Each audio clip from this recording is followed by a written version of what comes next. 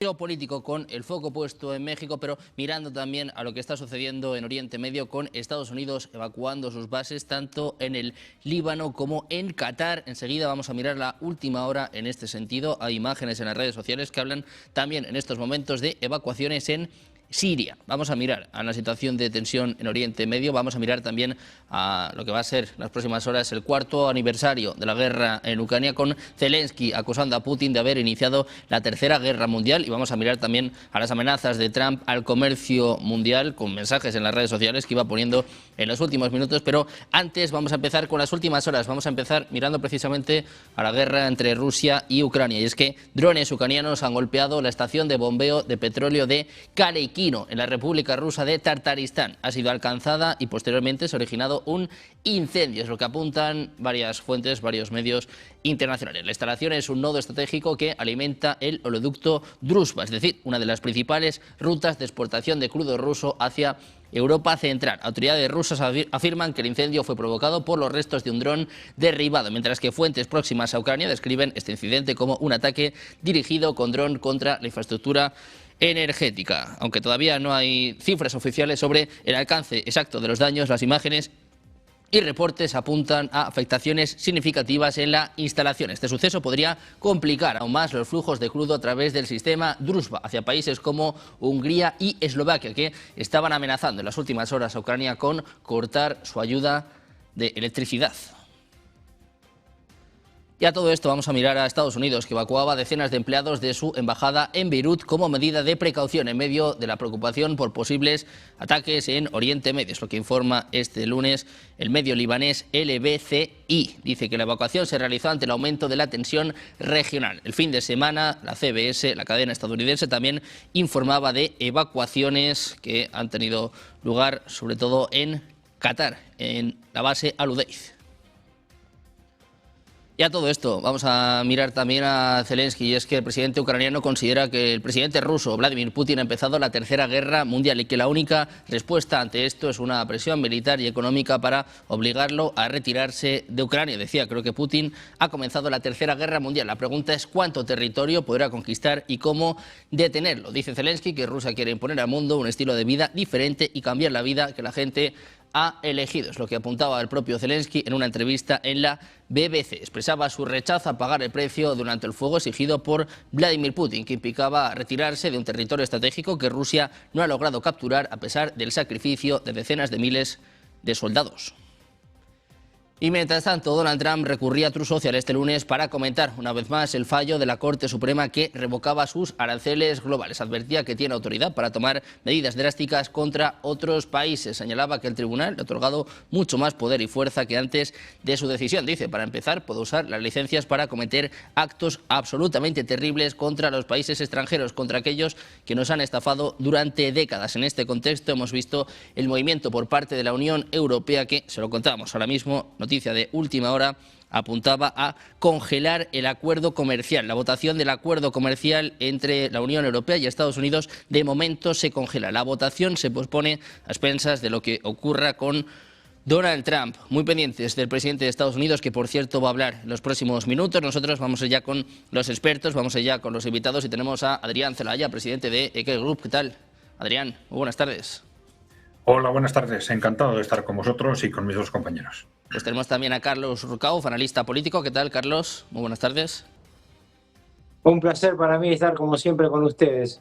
Y por último presentamos a Emiliano García Coso, profesor de ICADE de Derecho Internacional y Relaciones Internacionales. ¿Qué tal, Emiliano? Muy buenas tardes. Muy buenas tardes, Sergio, mi compañía. ¿Cómo estáis? Bueno, pues encantados de teneros a los tres por aquí, a la espera de Donald Trump, que parece que va a hablar en los próximos minutos. Si os parece, vamos a mirar a Oriente Medio, a estas evacuaciones por parte de Estados Unidos. Se habla ya de la base en el Líbano, se habla también de la base Al-Udeid en Qatar, incluso en los últimos minutos se habla de la base de Siria. El viaje de Rubio, que se esperaba para este jueves, se ha cancelado y se habla de una reunión en Ginebra este jueves, pero de momento ni siquiera está confirmado que vaya a asistir Steve Witkoff, el enviado especial para Oriente Medio. Emiliano, ¿cómo ves la situación en Oriente Medio y cómo de cerca crees que estamos de que Trump tome una decisión?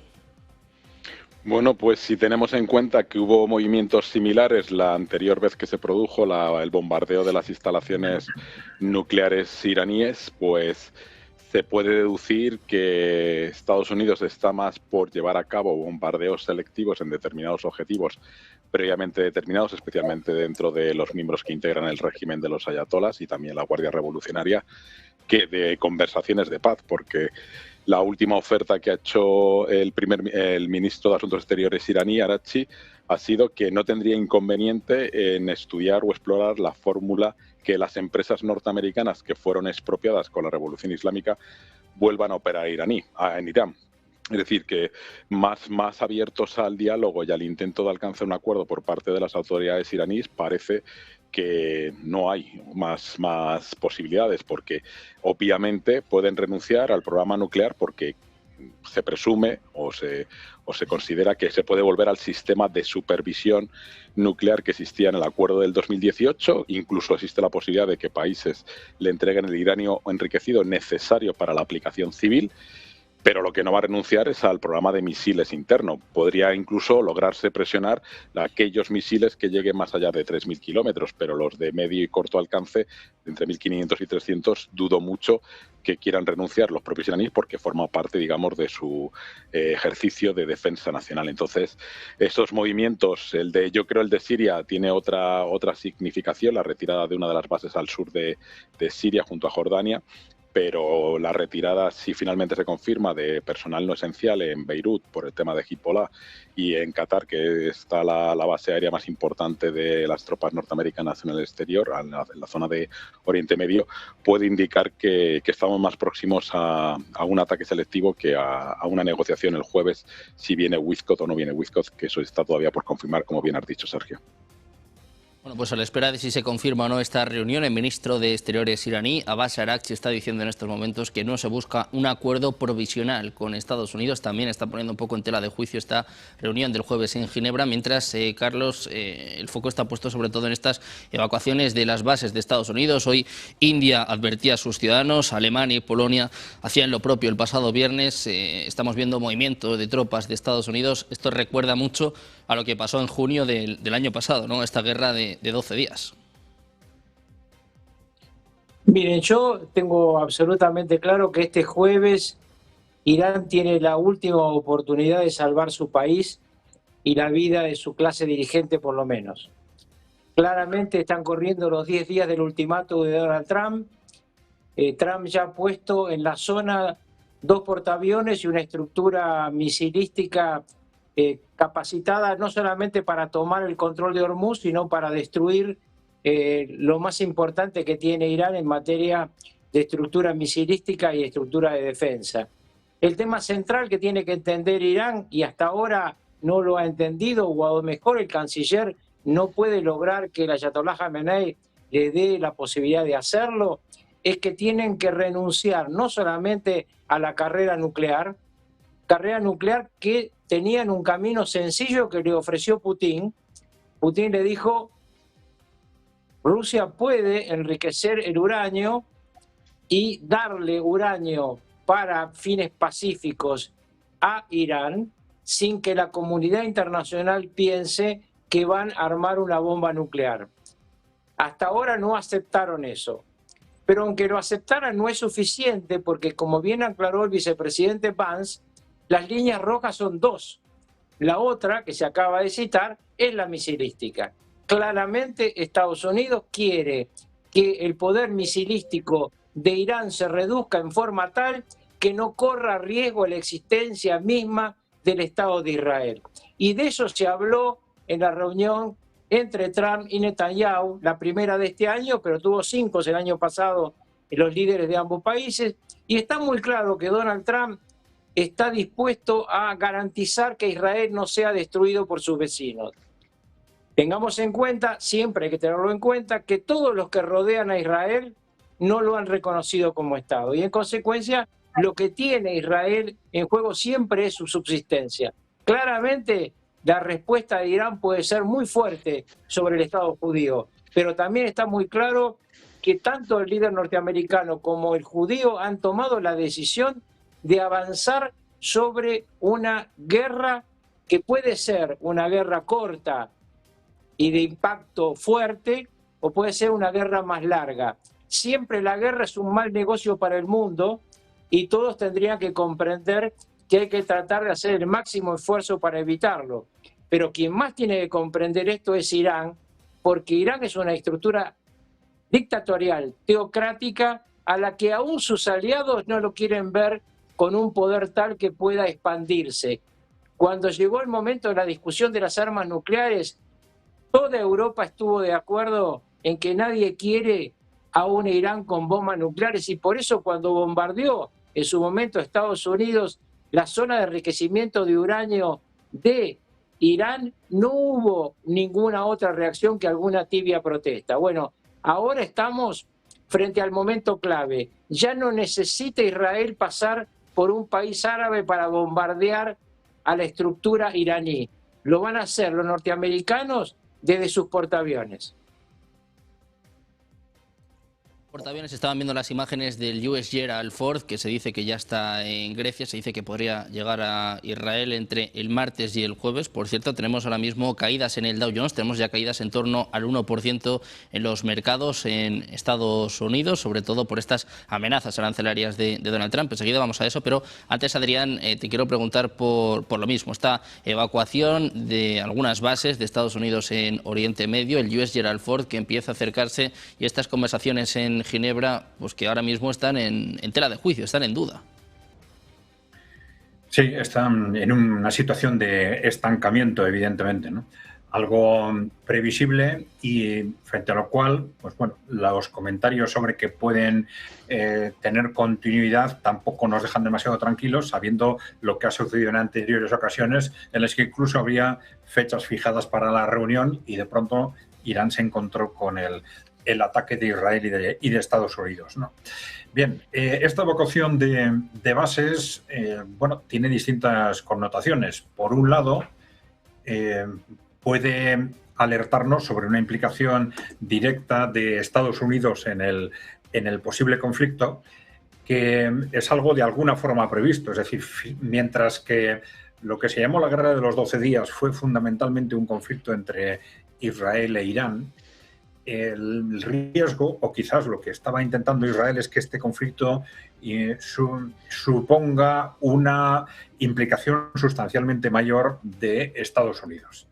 Y claro, esta es la cuestión clave. Una implicación sustancialmente mayor de Estados Unidos implica una respuesta mayor de Irán, ya no frente a Israel, sino quizás frente a las propias fuerzas norteamericanas.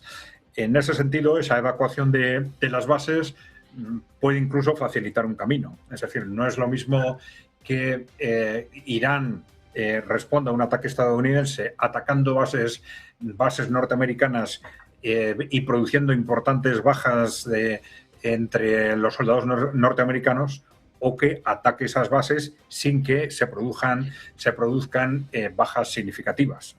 Esto facilitaría repetir el contexto de los ataques anteriores, en los que ni a Irán ni a Estados Unidos les interesaba un enfrentamiento directo, abierto, digamos, y que de alguna forma se resolvieran a través de un ataque limitado pactado, de una forma u otra, ¿no? Un ataque limitado de Estados Unidos y una respuesta limitada de Irán.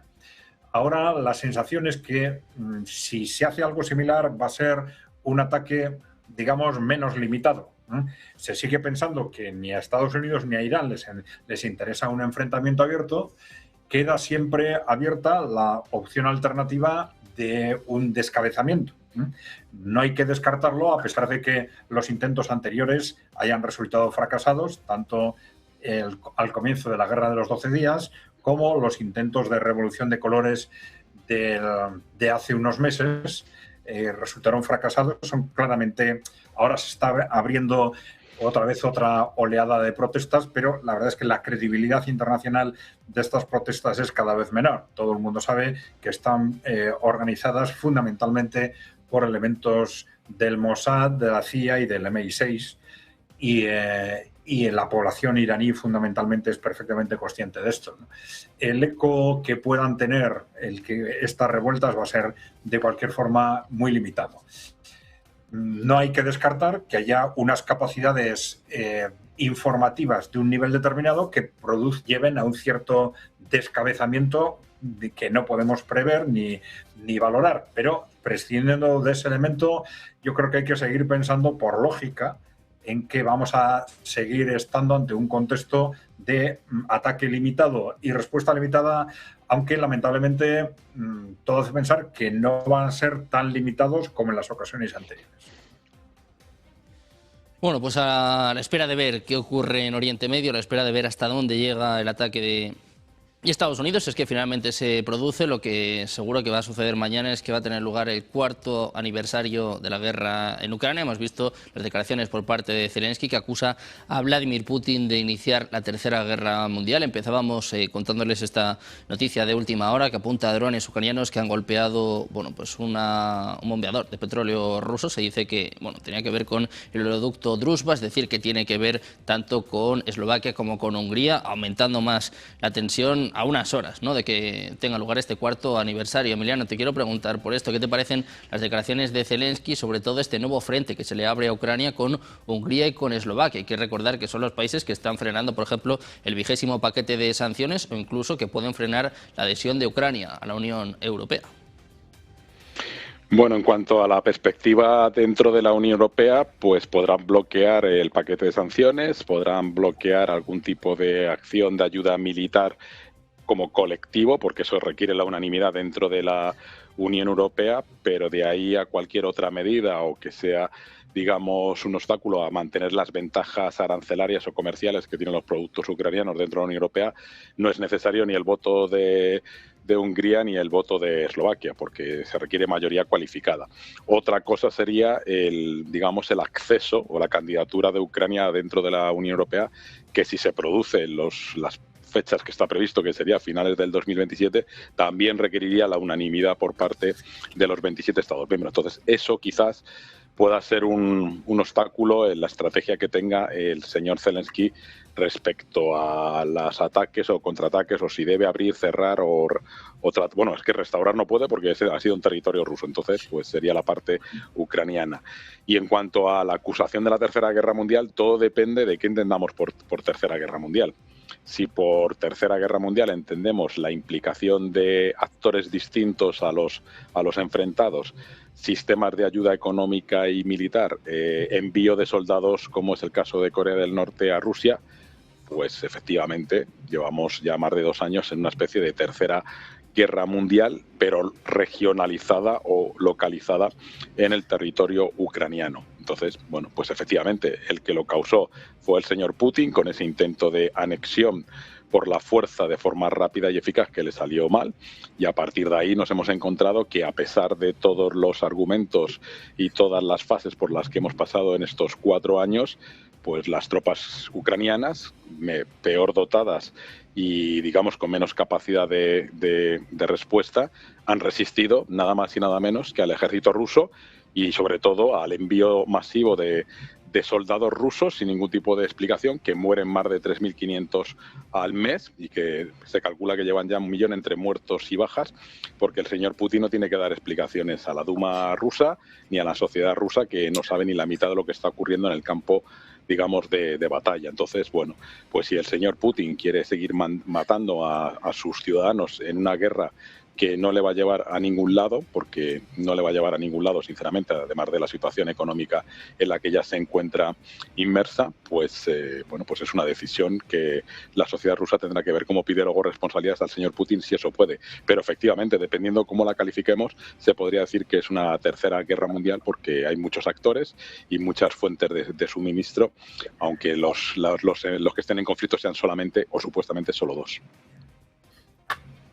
Bueno, pues pendientes de Rusia y de Ucrania, el foco está puesto también en los mercados. Les contábamos las caídas en el Dow Jones. La noticia en estos momentos tiene que ver con Europa. El Parlamento Europeo ha decidido congelar el acuerdo comercial con Estados Unidos y esto está golpeando ahora mismo a las bolsas, está golpeando a los mercados en Estados Unidos. El Dow Jones cayendo cerca de un 1,24%, lo están viendo ya en sus pantallas, perdiendo los 49.000 puntos. Ahora mismo cede cerca del 1,5 porcentual, más o menos viene a perder unos 620 puntos. Vemos también caídas importantes para el Nasdaq, el sector tecnológico, también como ven ahora mismo golpeado, ya prácticamente se deja un punto porcentual, ahora mismo cotiza en los 24.813 puntos, caídas también del entorno del 1% para las tecnológicas y también vemos caídas para el S&P 500, 0,67% abajo, ahora mismo cotiza en el entorno de los 6.864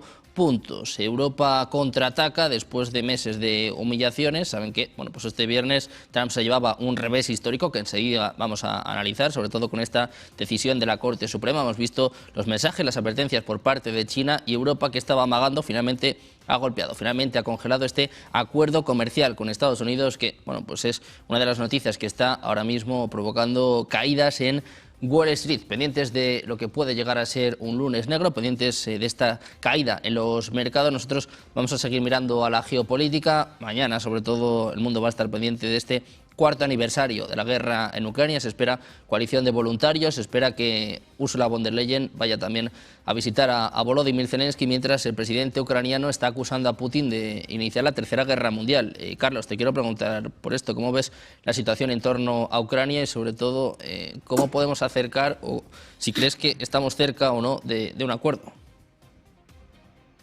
Creo claramente que es un momento ideal para llegar a un acuerdo porque lo necesitan los tres protagonistas. Aunque Zelensky no se dé cuenta a veces, debería declarar menos y estar más pensando en cómo salir de esta situación que le ha costado 1 millón de vidas a Ucrania y que le ha costado además el exilio y la destrucción del país. Es cierto que vienen resistiendo hace 4 años, pero el costo es altísimo y claramente Zelensky ya no es más presidente de Ucrania, ha vencido su mandato político, tendrá que ir a un proceso electoral, él habla también de un plebiscito.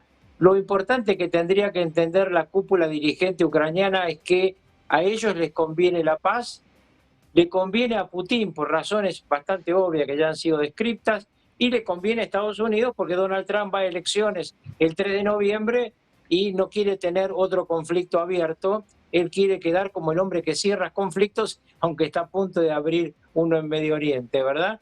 Pero me parece muy importante dejar claro que todos estos 3 países y la humanidad ganamos cada vez que hay un acuerdo de paz. ¿Cuáles son los problemas de este acuerdo de paz? Claramente la nueva línea, digamos, de división, el nuevo paralelo que va a dividir a Bielorrusia y Rusia de Ucrania, y si en el medio va a estar el colchón de Donbass y cómo se va a manejar. Nadie puede pensar que se va a ir hacia atrás en la presencia que ganó Rusia en el 2014.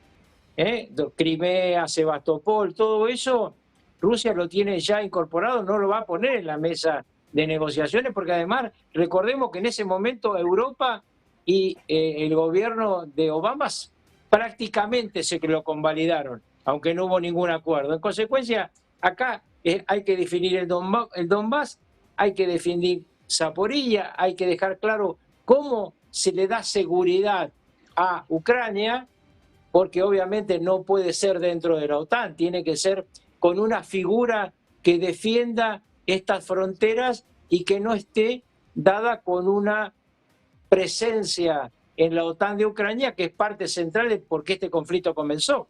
Entonces creo que están dadas las condiciones para un acuerdo y que hay que hacerlo lo antes posible. Pues Adrián, te quiero preguntar a ti también por ello, en una semana que va a estar marcada también por el discurso de la unión de Donald Trump con el presidente de Estados Unidos, que en su campaña incluso hablaba de solucionar el conflicto en 24 horas. Bueno, pues de momento va a entrar ya en su 4.º año y parece que la solución al menos está lejos todavía, ¿no? Sí, yo creo que objetivamente las posiciones están todavía demasiado lejos como para que haya un acuerdo. Otras veces hemos comentado, la razón de esto es en buena parte el carácter de la guerra. Estamos en una guerra de desgaste, no en una guerra de maniobras, y esto facilita el que en Occidente los medios de comunicación o incluso los políticos pues se engañen a sí mismos con que bueno, la situación está más o menos estabilizada, cuando ellos realmente saben que Rusia tiene ganada la guerra. Es una guerra de desgaste, no es una guerra de maniobras, como he dicho, y Rusia tiene ganada estratégicamente esa guerra de desgaste desde el año 2023. A partir de ese momento, bueno, Rusia no tiene demasiada prisa, tiene una situación económica y política internamente muy estable y tiene la guerra, ya digo, ganada desde un punto de vista de la estrategia de una guerra de desgaste, ¿no? Entonces, a partir de ese momento, evidentemente a todo el mundo le gusta llegar a acuerdos de paz, cerrar los conflictos, pero claro, la lógica es que Rusia no va a aceptar un acuerdo que no sea, se le llame de una forma u otra, un acuerdo de capitulación. Entonces, esto, bueno, significa lo que significa. A mí me extrañaría bastante que el conflicto se termine sin que Odessa y el acceso al Mar Negro queden también incorporados a Rusia, ¿no? Bueno, en conjunto eso que se está llamando Novorrusia, ¿no? Pero bueno, ya hemos dicho otras veces que qué territorios quedan o no incorporados a la Federación Rusa no es lo más importante. El origen del conflicto es esta expansión continua de la OTAN desde los años 90 hacia las fronteras rusas, con el fin de rodear, cercar y someter a un régimen ruso que siempre estas élites occidentales han considerado como una amenaza. Y partiendo de ese origen, el planteamiento de Rusia desde hace bastantes años es que hay que llegar a un acuerdo de seguridad estratégica en Europa, de seguridad estratégica compartida, y que también ha dicho que hace falta una nueva estructura constitucional en la propia Ucrania, superando esa situación que se creó en el 2014 con el golpe de Estado que dieron la Unión Europea y Estados Unidos en una complicidad muy directa con los elementos neonazis ucranianos, ¿no? Un golpe de Estado destinado precisamente a colocar en el gobierno a un gobierno, digamos, a un equipo obsesivamente antirruso. Esta fue el objetivo clarísimo de ese golpe de Estado, ¿no? Bien, ¿eso qué quiere decir? Pues que independientemente de las regiones que queden incorporadas a Rusia, un elemento más importante es el futuro institucional del resto de Ucrania, que tendrá que ser una Ucrania mirando hacia el este o que mire con normalidad al este, vamos a decir. Y luego una negociación de ese futuro marco de seguridad estratégica compartida en Europa, que puede tener distintos horizontes, pero uno de ellos, desde luego, es de forma inevitable la desaparición de la OTAN, cuya esencia es incompatible con la paz con Rusia, la superación de esa consideración de Europa Occidental como una región con un enemigo a las puertas, ¿no? Y bueno, esto sería compatible con una reflexión de fondo sobre aquel marco de Gaulle de una Europa del Atlántico a los Urales, por ejemplo.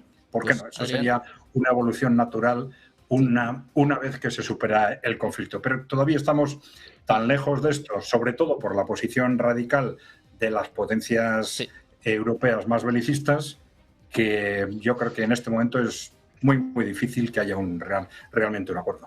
Pues Adrián, precisamente hablando de un acuerdo y hablando de Trump y de Putin, vamos a escuchar al presidente de Estados Unidos que está compareciendo en estos momentos. Vamos a escuchar a Donald Trump.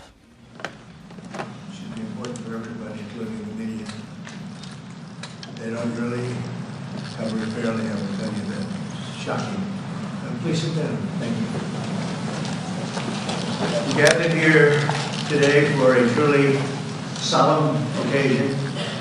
Throughout this hall, I am joined by heartbroken Americans who have lost parents, siblings, children, grandchildren, and treasured loved ones to the scourge of illegal immigration led in by the past administration.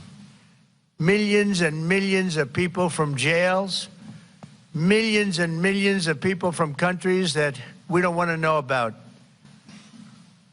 Drug dealers, murderers, 11,888 murderers were allowed into our country.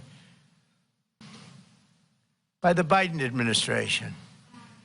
These are the angel families that we love, that for decades our government betrayed and our media totally ignored, and I've seen it. When I first got involved with the angel families, I had a meeting, it was so sad. And they got up and spoke, and the media literally just turned off the cameras. They didn't want to hear them. It was that was my first glimpse as to what was happening. These are sick people that cover stories like that, or that don't cover them, which is worse. Everyone in this room not only suffered an infinite loss, they were the victims of politicians who put the comfort of foreign criminals before the safety of American citizens and American patriots. Their stories were censored and suppressed like maybe almost never before, so that the politicians could open our borders and allow our nation to be invaded. If we didn't win the election, our nation would right now be destroyed. But under the Trump administration, their suffering is forgotten no longer. In just a few moments, I officially sign a proclamation that I've been waiting to sign for a long time, including my first administration. There were so many different legal roadblocks, it was incredible. We got it done, and I'm doing it today. February 22nd is going to be National Angel Family Day. Very important. So many incredible family members and friends, parents and children. On February 22nd, 2 years ago, a brilliant 22-year-old nursing student named Laken Hope Riley went out for a run on a college campus in Georgia.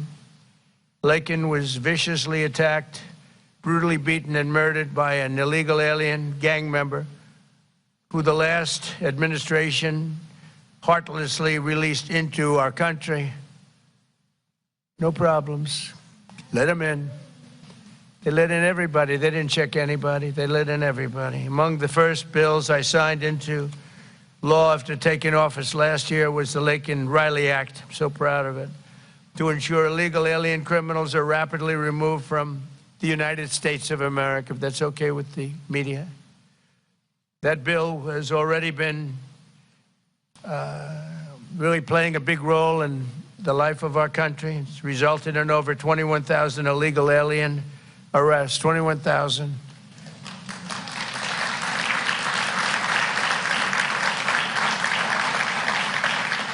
We're joined this morning by Laken's parents, who I have gotten to know. These are incredible people.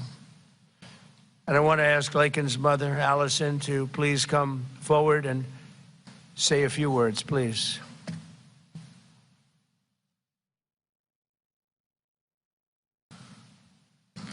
Hi, Allison. Hi, sweetie. Well, this is unexpected, but I think that Atentos a las declaraciones por parte de Donald Trump en un día en el que está muy activo en las redes sociales, hablando pues sobre este revés histórico por parte de la Corte Suprema, amenazando también a aquellos países que estén revisando el acuerdo comercial. Europa, como les decimos, ya ha tomado una decisión, ha congelado de momento este acuerdo comercial con Estados Unidos. Y Emiliano, antes de volver a escuchar al propio Trump, te quiero preguntar por ello. ¿Cómo ves lo que ha sucedido en los últimos días, en las últimas horas, esta decisión de la Corte Suprema y estas amenazas de Trump con imponer aranceles globales? De hecho, este fin de semana subían los aranceles al 15%. En este contexto, Europa ha sido un poco la primera, la pionera, ha decidido congelar el acuerdo comercial. Sí, Sergio, creo que hay que hacer dos tipos de lecturas de la sentencia que se dio a conocer el viernes. Una de naturaleza política y otra de naturaleza económico-comercial. La lectura de naturaleza política es casi más importante que la comercial y de inversiones. ¿Por qué? Porque por primera vez en todo su mandato, 3 jueces conservadores, especialmente Gorsuch y Barrett, que los nombró él mismo, se ponen de acuerdo con 3 jueces nombrados por los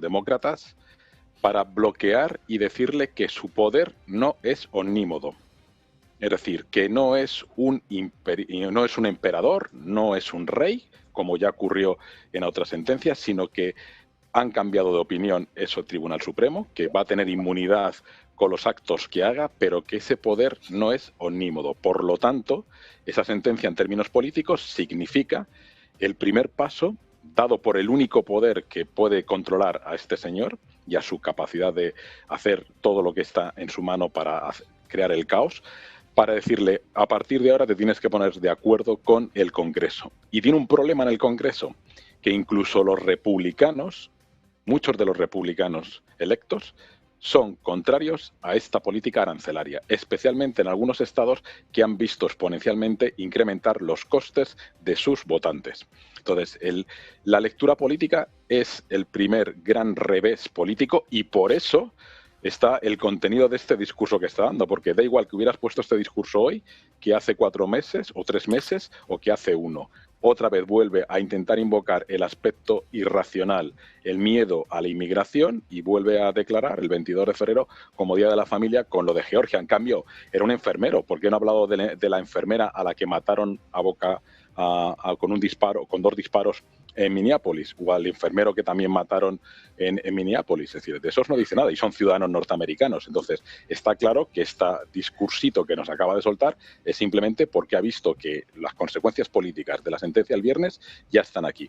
Y en cuanto a las consecuencias económicas y comerciales, la sentencia establece claramente que no tiene poderes para establecer estos aranceles recíprocos, tal y como los ha definido. Esto significaría que tendrían que devolver 134.000 millones de dólares ilegalmente recaudados, con un problema añadido. Esa recaudación, que el Tribunal Supremo obviamente no lo dice porque eso le corresponde al Ejecutivo y no al Tribunal Supremo decir cómo, esos 134.000 millones, ya ha dicho algunas empresas, incluso algún país que va a solicitar, especialmente el caso de Corea del Sur, por ejemplo, o el caso chino, que van a solicitar a las empresas que se vieron repercutidas por estos aranceles la devolución. El cómo es un problema de la administración del señor Trump. Pero hay un problema añadido, que es muchos de estos aranceles fueron repercutidos en los consumidores norteamericanos. ¿Quién va a defender los intereses de los consumidores norteamericanos que pagaron durante este periodo mucho más dinero que el producto tenía a raíz de estos aranceles? Entonces, ahora mismo se encuentra que uno de sus grandes logros que iba presumiendo de la recaudación extraordinaria provocada por estos aranceles también se le ha caído abajo. Y se le ha caído abajo, entre otras cosas, por hacer las cosas sin un fundamento legal y por no respetar las reglas existentes. Y adicionalmente a esto, tiene descontrolada la inflación, el crecimiento es 1,4 en este semestre, que es mucho más bajo que en los meses anteriores, y se encuentra con una situación económica, con una generación de empleo que no es tan alta como debería y con un pequeño repunte en la inflación. Es decir, que todo su programa, si a esto le añadimos que puede generar una guerra y que no es un presidente de paz, como justificó ante su electorado MAGA, pues todo su piso argumentativo, ideológico, se le está viniendo abajo. Y ahora hace falta que reaccionemos los demás. Los demás es, efectivamente, pues para Canadá, por ejemplo, para China, para el propio Brasil, es un lujo lo que ha dicho el Tribunal Supremo, porque estaban pagando entre el 50 y el 55 de aranceles. Ahora ya, si a raíz de esta reacción, a través de la invocación de una ley de 1974, va a pedir un 15, pues respecto al 55 es todo lo que gana Canadá, Brasil, China y otros países a los que Suiza, a los que estableció un arancel por encima. Nosotros, los europeos, nos cedimos en su famoso campo de golf en Escocia y aceptamos el 15. Pero hay que recordar que ese acuerdo todavía estaba en el proceso de aprobación interno en los estados, porque una cosa es que se aplique provisionalmente en algunas medidas y otra cosa es que esté en pleno vigor. Por lo tanto, deduzco que esto no va a ocurrir. Y si, como ha amenazado, acude a la sección 201, la 232 de la ley del 70, todas las 3 posibles opciones que tiene a raíz ya no de la Constitución y de la división de poderes, sino del desarrollo de las leyes comerciales en Estados Unidos, tiene otro problema. que la mayor parte, especialmente la ley del 122, tiene que ser supervisada y autorizada por el Congreso. Y como he dicho anteriormente, los republicanos, o una gran parte de los republicanos, no van a darle esa aprobación, porque ideológicamente nunca han querido aranceles, han querido en el libre comercio. Así que el señor Trump, para esas elecciones de noviembre, que tanto espera, tiene un serio problema de cómo tratar de reconducir esta situación, invocando leyes que son de hace más de 30 años y que no solucionan ese déficit comercial que tiene, porque a pesar de los aranceles ha seguido incrementando el déficit comercial de Estados Unidos. O sea que, en fin, ¿qué es lo que han elegido los estadounidenses? Pero lo estamos pagando todos. Bueno, pues un Donald Trump en un momento en el que ha sido golpeado, un momento en el que tiene muchos frentes abiertos y un momento en el que vamos a mirar precisamente a uno de ellos. Vamos a mirar a una noticia importante de última hora. Varios medios apuntan a que se ha detectado un avión espía de Estados Unidos muy cerca de Irán. Se habla de el estrecho de Hormuz. Al parecer, un avión de reconocimiento antisubmarino Boeing P-8A Poseidón de la Armada de Estados Unidos ha sido avistado volando sobre el estrecho de Hormuz, cerca de Irán, en medio de crecientes tensiones entre Washington y Teherán. Según la agencia rusa, según RIA Novosti, el avión despegó de Bahrein aproximadamente a las 5:20 hora estándar de Moscú. Es lo que apunta, como decimos, la agencia rusa RIA Novosti, según datos de seguimiento de vuelo. Mientras tanto, el US Gerald Ford, el portaaviones más grande de la flota estadounidense, entraba en el Mediterráneo y llegaba a aguas griegas este lunes por la mañana. Se dice que el US Gerald Ford podría llegar entre mañana y el jueves a Israel. Muy pendientes de estas noticias de última hora. El foco está puesto en Donald Trump. Vamos a volver a escuchar rápidamente al presidente de Estados Unidos. Thank you very much. It's amazing, Allison. You have to go through this. Doesn't get that much easier, does it? Right? Even with time. It's been a while now, and it doesn't get that much easier. But I want to thank you for your incredible courage. We're all courageous in a sense. Everybody in this room is courageous. And we're willing to tell the story, and that I don't know why the news doesn't want to hear it. The Democrats don't want to hear it. The radical left, they don't want to hear it. What's not to hear? We want to stop murderers and criminals from coming into our country. I watched the mayor of Minneapolis. I watched these people saying, we want to protect murderers. I don't get it. Something's sick. They're sick. You can't have a country like that. So we appreciate the bravery of everybody in this room, actually. And Christy, I want to thank you, and I want to thank Tom in particular for, we have a border that's 100% closed now. 100%.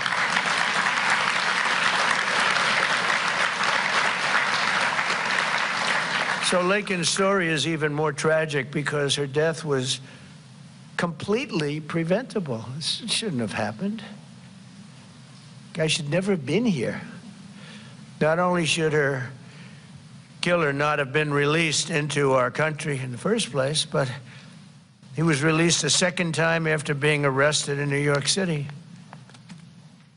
Here today is a great gentleman, the police officer who arrested that illegal alien, only to watch him be set free to kill. I mean, he was arrested and they let him go free. They knew he was trouble, big trouble.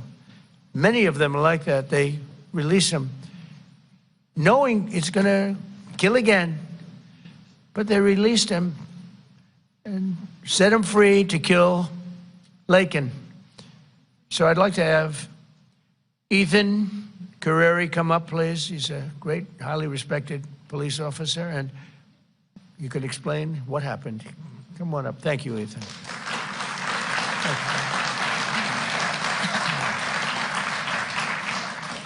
Mr. President, it's an honor to be here today, and it's an honor to be speaking with you guys. My name is Ethan Carreri. I'm a police officer. Antes de las declaraciones por parte de Donald Trump, el presidente de Estados Unidos, hablando en este contexto marcado sobre todo por la decisión de la Corte Suprema estadounidense, hoy con repetidas amenazas en las redes sociales, seguimos escuchando al presidente de Estados Unidos. People I've gotten to know, the mothers and fathers, mostly mothers and fathers. Husbands in some cases, wives in some cases, but mostly mothers and fathers, what they have to go through. Also with us is Marie Vega, the mother of Javier Vega Jr., a retired U.S. Marine and Border Patrol agent, so respected. who was murdered in front of his family by 2 illegal aliens, bad ones, really bad ones. People you could look at him and you could say, trouble. Trying to steal his family's trucks. He wanted to take everything the family had, but the trucks in particular. Marie, please come forward. Thank you, darling.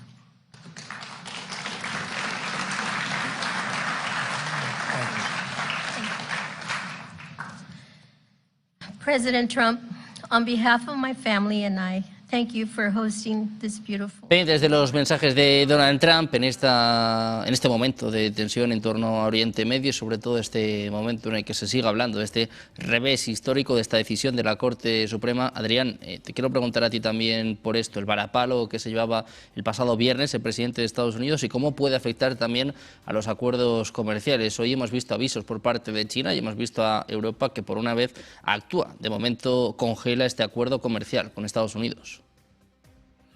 Sí, vamos a ver si es verdad esta argumentación del propio Trump en el sentido de que tienen otros instrumentos alternativos que pueden utilizar para llegar a las mismas finalidades. Pero de cualquier forma sí podemos decir que es una noticia evidentemente muy buena para los países que exportan a Estados Unidos y yo creo que una noticia muy mala para Estados Unidos. Muy mala porque independientemente del cómo se haya hecho, la verdad es que estamos ante el único intento desde hace quizás 4 décadas de dar la vuelta al proceso de desindustrialización y de vaciamiento económico del propio Estados Unidos. Bueno, por esto, en cierta forma se ha dicho que Trump es el mayor problema del trumpismo, o si se quiere, de ese capitalismo industrialista al que está mirando una buena parte de los referentes de la base del trumpismo, que se basa de alguna forma en eso que se llamó el sistema americano, el modelo económico del fines del siglo XIX, que fue el que permitió el despegue industrial de Estados Unidos y de Alemania frente a, digamos, las teorías del libre comercio de Inglaterra, que entonces era el que controlaba el comercio internacional, ¿no? Bueno, nosotros teníamos muchas dudas de si el trumpismo, independientemente de esta política de aranceles, iba a ser capaz de gestionar una política industrial proactiva que es el complemento necesario de esos aranceles para que esas políticas tengan éxito a largo plazo. Porque esta es una cuestión clave. Estamos hablando de una estrategia de largo plazo. No se puede dar la vuelta en un año a unas estrategias de globalización y de vaciamiento de la economía estadounidense de 40 años, ¿no? Y el trumpismo ha jugado, en buena parte, aparentemente por la forma de ser de Donald Trump, a la radicalidad, la urgencia, la improvisación, el caos a la hora de gestionar estas políticas. Y evidentemente esto es un gran peligro para que Estados Unidos sea capaz de resucitar su economía, ¿no? Es quizás la última oportunidad de este país para conseguirlo, ¿no? Y la verdad es que dificultades pues sí puede tener de todo tipo. Es muy fácil que Donald Trump se haya visto obligado a esquivar al Congreso, precisamente como ha indicado Emiliano, porque hay un sector republicano con el que no cuenta. Ese sector, bueno, en buena parte ese sector neoconservador, que depende, como los demócratas, de la oligarquía financiera y que siempre ha sido contrario a estas estrategias, ¿no? Donald Trump, bueno, fue el que ganó las primeras elecciones, fue una sorpresa, algo inesperado, pero durante su primer mandato no controlaba ni siquiera su partido. Luego, en este segundo mandato, ha controlado su partido, pero difícilmente el grupo republicano en el Congreso, porque basta que algunos republicanos se desmarquen en las votaciones para que junto a los demócratas no pueda ganar las votaciones. Y es muy posible que esto sea lo que le ha inducido a utilizar este tipo de medidas presidenciales para aplicar estas estrategias arancelarias. Pero bueno, de cualquier forma, estrategias arancelarias más moderadas y con perspectiva más de largo plazo, no intentando resolverlo todo a empujones y en meses, pues Estados Unidos es evidente que necesita si quiere salvar lo que le queda de su economía, ¿no?